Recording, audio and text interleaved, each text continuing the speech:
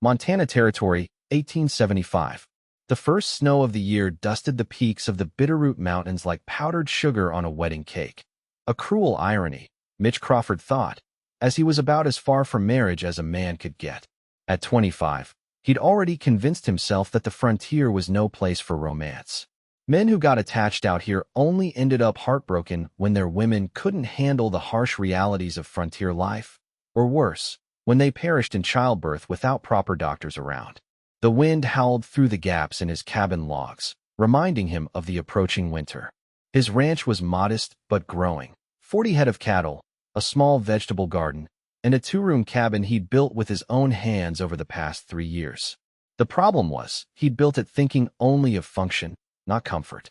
Now, with another brutal Montana winter looming, the emptiness of the place weighed on him like an anvil. "You need to hire yourself a cook before the pass is close," his neighbor, old Frank Wilcox, had advised the previous week. "A young man needs hot meals to survive these winters." But Mitch knew what he really needed was something no hired help could provide. The warmth of conversation, the comfort of another human presence during those long, dark nights when the wind screamed outside like a banshee and a man's thoughts turned inward, picking at old wounds until they bled afresh. The town of Sweetwater Creek lay 15 miles east of his ranch, close enough to visit occasionally, far enough to remain isolated most of the time. Just how he liked it. Or at least, that's what he told himself as he rode into town that crisp October morning, a notice requesting a cook for the winter months tucked in his saddlebag. What Mitch didn't expect was that his carefully constructed solitude was about to be challenged by a pair of determined blue eyes. Zara Fielding was 23 years old and at the end of her rope. Her long chestnut hair was pinned in a practical bun beneath a sensible bonnet, and her blue calico dress had seen better days, though she'd mended it with neat, tiny stitches. She stood on the boardwalk outside Thompson's General Store, reading the notices pinned to the community board with increasing desperation. 3 months ago, her father had died, leaving her with nothing but debts and a foreclosed dry goods store in Kansas. She'd used the last of her savings to travel to Montana Territory, where a distant cousin had promised work, only to arrive and find that cousin had moved on to Oregon without bothering to inform her. Zara had been raised to be a lady, taught to play piano and embroider handkerchiefs, not to survive alone on the frontier. But beneath her proper upbringing lay a core of steel. Her father had taught her to cook and keep books, and she was determined to make her own way rather than marry the first man who offered security. "Miss, you're blocking the notices," a deep voice said behind her. Zara turned to find herself looking up at a tall, broad-shouldered young man. His face was handsome despite the weariness in his eyes, with a clean-shaven jaw that suggested he'd made an effort for his trip to town. His dark hair curled slightly beneath his hat, and his worn but clean clothes spoke of a man who took pride in himself despite the hardships of ranch life. "I apologize," she said, stepping aside. "I was just looking for employment opportunities." Mitch nodded, pinning his notice to the board. "Well, here's another one for you to consider, though it's likely not what a lady like yourself would be interested in." Zara read the notice as he affixed it. Cook needed for winter. Experienced cook wanted for cattle ranch 15 miles west of town. Room and board provided plus wages. Position from November to April. Inquire. M. Crawford Ranch. "Actually," Zara said, lifting her chin, "I'm an excellent cook." Mitch turned to her fully now, taking in her delicate features and the determined set of her jaw. "No offense, ma'am, but ranch life is hard, especially in winter. It's isolated, the work is constant, and it's no place for a woman," she finished for him. "Mr. Crawford, is it? I've been cooking since I was 12 years old. I can prepare everything from simple stews to French cuisine, bake any bread you might fancy, and preserve whatever your garden produced. I need work, and you need a cook." It seems straightforward enough. "It's not proper," Mitch said, though he found himself strangely drawn to her directness. "What would people say about a single woman living at a bachelor's ranch all winter?" "They'll say you hired a cook," Zara replied simply. "Unless you plan to suggest otherwise?" Mitch felt his face grow warm. "Of course not. I'm a gentleman, Miss Fielding." "Zara Fielding." "Miss Fielding, my ranch is 15 miles from town. Once the snow falls, you could be stranded there for weeks, even months. There's no one else around for miles." Zara held his gaze. Mr. Crawford, I have exactly $2 to my name and nowhere to stay after tomorrow. I'm not afraid of isolation or hard work. What I fear is starvation or being forced to accept charity, or worse, an unwanted proposal simply to survive. Something in her words struck a chord in Mitch. Her pride reminded him of his own, and her desperate situation awakened a protective instinct he'd long suppressed. Can you ride? He asked abruptly. Yes. Do you frighten easily? A small smile touched her lips. I've found that people are far more frightening than any wild animal or harsh weather, Mr. Crawford. Against his better judgment, against everything he'd told himself about remaining unattached and independent, Mitch found himself saying, be ready at dawn tomorrow. We'll need to leave early to reach the ranch before nightfall. Bring whatever you own. I'll supply everything else. As he rode back to his ranch that evening, Mitch couldn't shake the feeling that his life had just taken an unexpected turn. He'd gone to town for a cook, preferably some grizzled old cowhand who'd work cheap and keep to himself. Instead, he was bringing home a beautiful young woman with challenging blue eyes and a determined chin. Just for the winter, he reminded himself as he prepared the small second bedroom that had stood empty since he'd built the cabin. Just until spring. Dawn broke clear and cold the next morning as Zara waited outside the modest boarding house, her single trunk at her feet. She wore her warmest dress, a deep blue wool with a high collar, and a sturdy coat she'd purchased secondhand. Her heart hammered with equal parts fear and determination as she spotted Mr. Crawford riding toward her, leading a gentle-looking mare. Ready, Miss Fielding? Mitch asked, dismounting to help with her trunk. Yes, she answered simply, though ready hardly described the tumult of emotions within her. She was putting her safety, her reputation, and her future in the hands of a stranger, a handsome stranger whose eyes held secrets and whose voice carried an undertone of loneliness that matched her own. The journey to Crawford Ranch took most of the day. As they rode, the rolling grasslands gave way to pine forests, and the trail climbed steadily into foothills. Mitch pointed out landmarks and boundaries, explaining his operation with a quiet pride that Zara found herself admiring. It's not much, he said as they crested a rise in late afternoon, but it's mine. Below them lay a small valley cradling a modest cabin with smoke curling from its chimney, a sturdy barn, corrals, and a meadow where cattle grazed. Behind it all, the mountains rose majestic and imposing, already white-capped with early snow. It's beautiful, Zara said honestly, and it was, in a raw, wild way that made her heart catch. You've built all this yourself? Most of it. Had help with the barn raising. His eyes softened as he looked over his domain. Started with nothing but a tent and 10 head of cattle 3 years ago. As they approached the cabin, Zara noticed a man on the porch, older, with a grizzled beard and weathered face. He raised his hand in greeting. That's Pete Jenkins, Mitch explained. He helps me with the cattle. Lives in the bunkhouse behind the barn. He's been looking after things while I went to town. Pete's eyebrows raised nearly to his hairline when he saw Zara, but he touched his hat respectfully. Ma'am, didn't expect the boss to bring back such fine company. Miss Fielding is our cook for the winter, Mitch said firmly, his tone brooking no further comment. She'll be staying in the second bedroom. Pleasure to meet you, Mr. Jenkins, Zara said politely. Likewise, ma'am. Well, I'd best get back to the fence line before dark.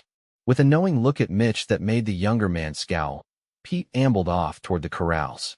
The cabin was simple but solid, a main room with a stone fireplace, kitchen area, and small dining table, plus 2 bedrooms off to one side. Mitch showed her to the smaller room, which contained a narrow bed, a chest of drawers, and a small window overlooking the mountains. It's not much, he said, seeming suddenly self-conscious about the plainness. It's perfect, Zara replied, surprised to find she meant it. After weeks of uncertainty, even this humble room felt like a sanctuary. I'll start dinner shortly, if you'll show me the pantry. That first meal set the tone for their arrangement. Zara prepared a simple but flavorful stew with biscuits that made Mitch raise his eyebrows in appreciation. They ate mostly in silence, both acutely aware of the strangeness of their situation. 2 young people, essentially strangers, sharing a home far from civilization. This is the best meal I've had in months, Mitch admitted as he finished his second helping. Thank you, Zara said, pleased despite herself. Tomorrow I'll inventory your supplies and plan meals for the week. Do you have any preferences? I'm not picky, just grateful not to be eating my own cooking anymore. A small smile crossed her face. That bad? Let's just say the coyotes wouldn't even steal it.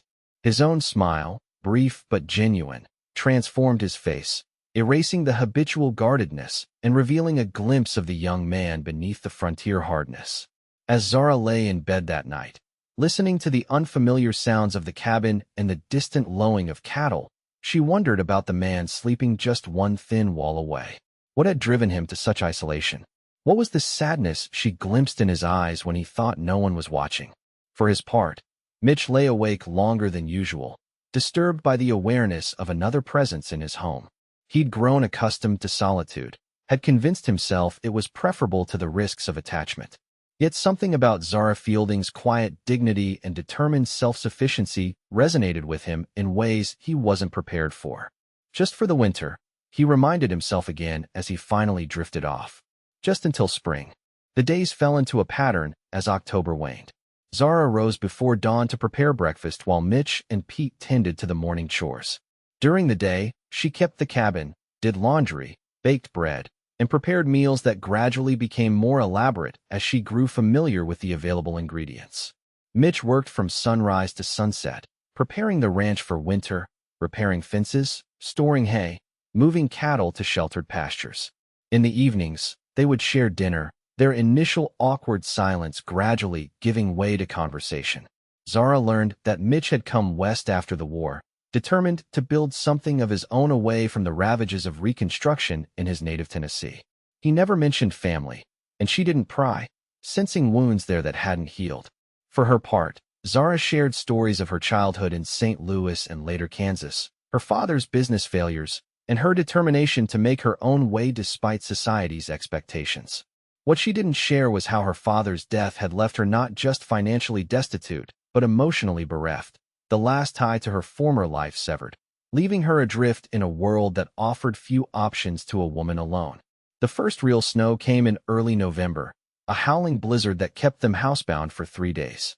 Confined to the cabin's close quarters, they discovered an unexpected ease in each other's company. Zara taught Mitch to play chess using a carved set he'd traded for years ago, but never learned to use.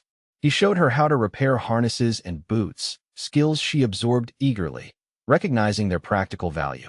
On the blizzard's third night, as wind screamed around the cabin corners, Mitch stoked the fire while Zara mended one of his shirts.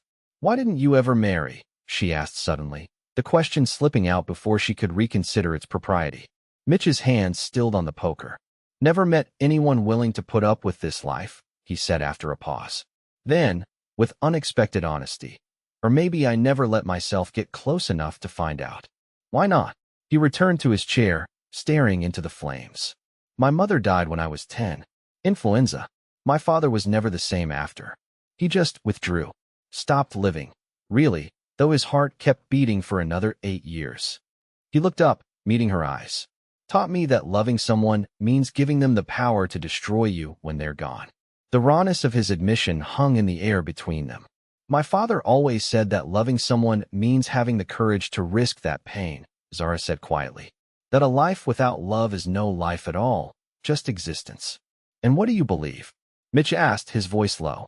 Zara considered the question, needle poised above her work. "I believe we don't get to choose whether we love, only whether we act on it." She resumed her stitching, adding softly, "And whether we let fear or courage guide those actions." The blizzard broke the next morning, revealing a transformed landscape of pristine white that glittered in the sun. Life returned to its rhythms, but something had shifted between them. A wall breached, allowing glimpses of vulnerability neither had intended to reveal. As November deepened toward December, Mitch found himself lingering over meals, inventing reasons to remain in the cabin rather than retreat to his room or the barn after dinner. Zara began leaving small touches around the cabin, wildflowers until the snow made them scarce, then pine boughs arranged with red berries. She hung curtains she'd sewn from fabric ordered from the mercantile, transforming the utilitarian cabin into something that felt, impossibly, like a home. One evening, returning late from checking on a pregnant heifer, Mitch paused outside the cabin window. Through the glass, He could see Zara at the stove, humming to herself as she stirred something that filled the cabin with fragrant steam. The scene struck him with unexpected force. The warm light, the domestic comfort, the simple certainty that someone waited for his return. For the first time in years, Mitch allowed himself to imagine a different future than the solitary existence he'd planned. A future with laughter, with children, with Zara's blue eyes smiling at him across the table year after year. The intensity of his longing for that vision shook him to his core. Inside, Zara glanced up as he entered, snow dusting his shoulders and hat. "You're late." I was beginning to worry. The concern in her voice warmed him more than the fire. "Bessie's time is near. Wanted to make sure she was comfortable in the barn. There's stew staying warm and fresh bread." She moved to serve him, but he caught her hand. "Zara," he began, then stopped, uncertain how to continue. Her eyes widened slightly at his touch and the use of her given name, a liberty he'd never taken before. Before he could find the words, a pounding at the door broke the moment. Mitch released her hand and went to answer it, surprised to find Pete standing there despite the late hour and cold. "Riders coming," the older man said without preamble. 3 of them, moving fast despite the snow. "Don't look friendly." Mitch's expression hardened. "Get inside. Both of you stay away from the windows." He moved to the cabinet where he kept his Winchester rifle and loaded it with practiced efficiency. "What is it?" Zara asked, her face pale. "Who would be out in this weather?" "No one with good intentions," Mitch replied grimly. "Pete, take Miss Fielding to my room. There's a trapdoor under the rug, storm cellar I dug last year. Both of you get in there and stay quiet." "I'm not hiding in any hole while you face danger alone," Pete protested. "Neither am I," Zara added firmly. Mitch started to argue, but the sound of horses approaching silenced him. "Fine. Pete, take the back window. Zara, stay down and away from the front." Moments later, 3 riders pulled up outside the cabin. Through the frosted window, Mitch could make out rough-looking men, heavily armed and trail-worn. "Crawford," one called. "Come on out. We got business to discuss." Mitch stepped onto the porch, rifle held casually but ready. "State your business." The lead rider, a hard-faced man with a scar crossing his right cheek, smiled without humor. "Name's Decker. These are my associates, Quinn and Tate. We represent certain interests that find your presence here inconvenient."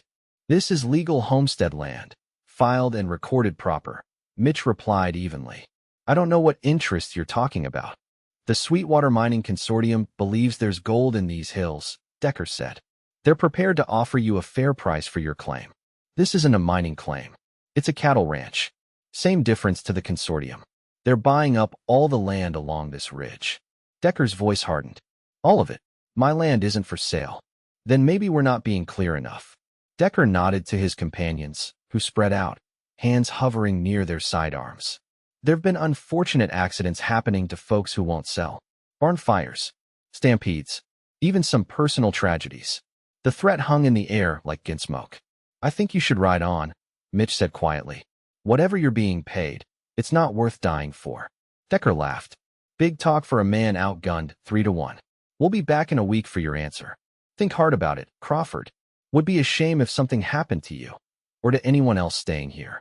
His eyes flicked to the window where Zara had appeared despite Mitch's warning. The 3 men wheeled their horses and rode off, leaving an ominous silence in their wake.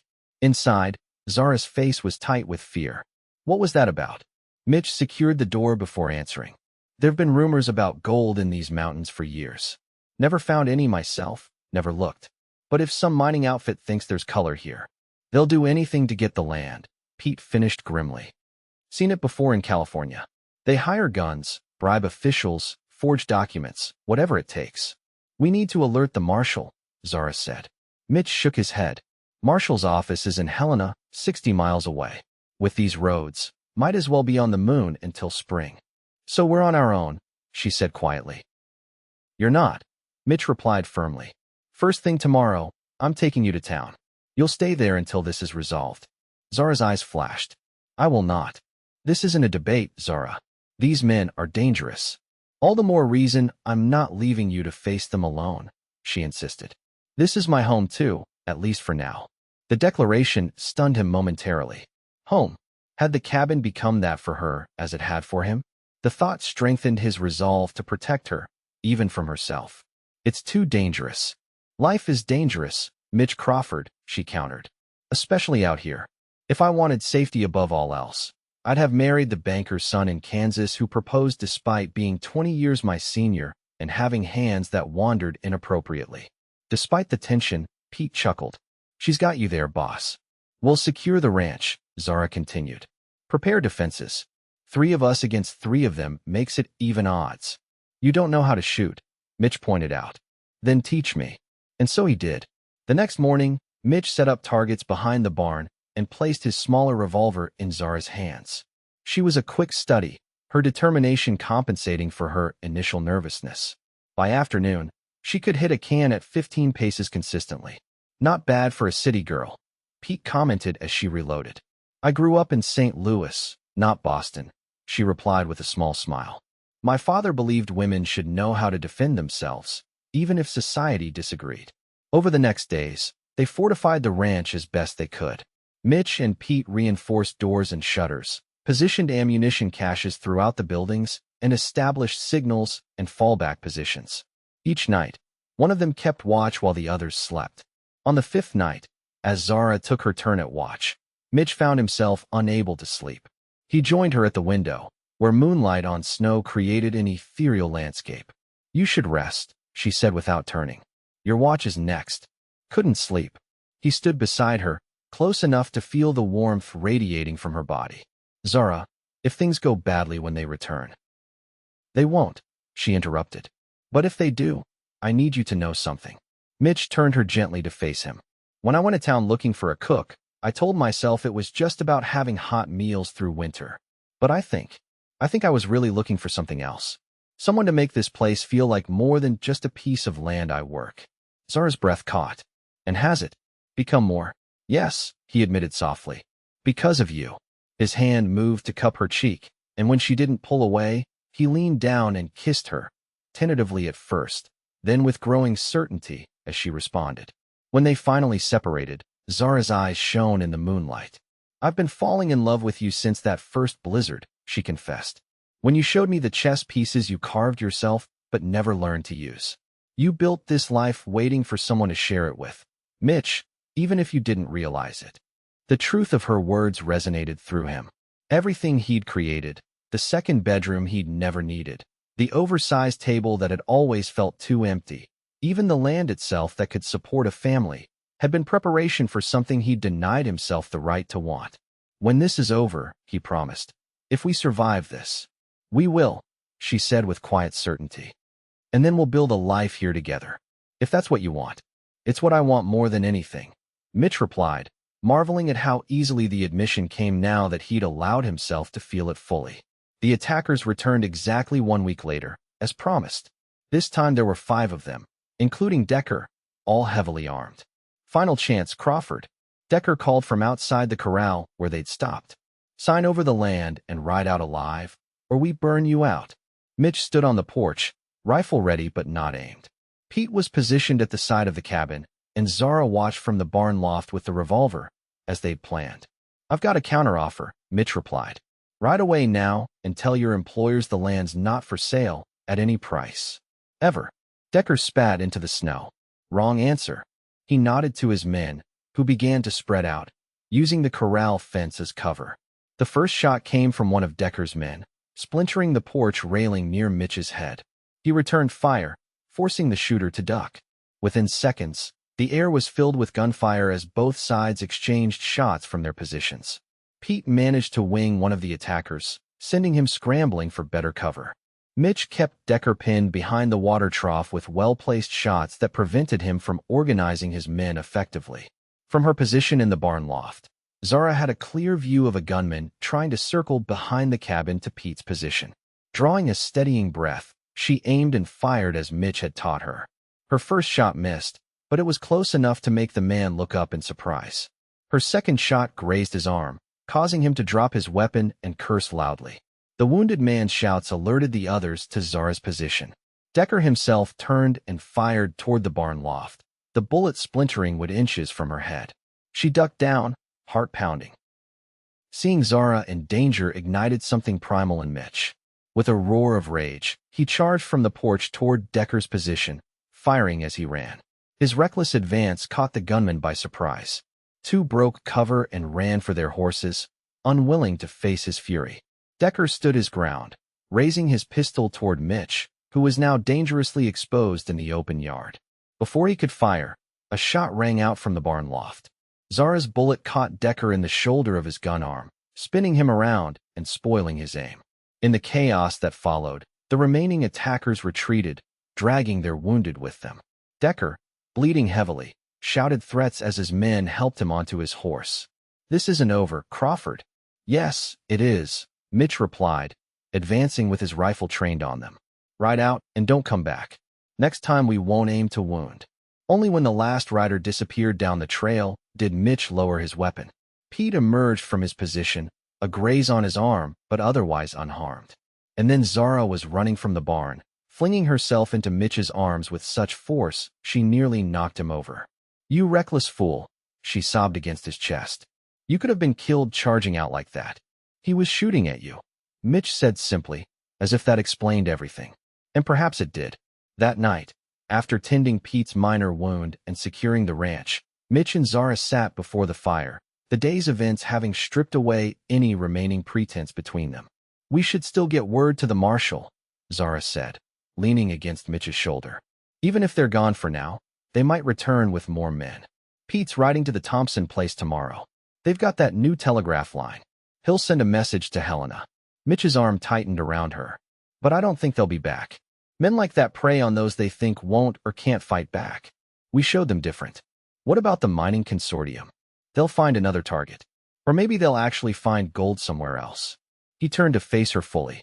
"Zara, I meant what I said last night.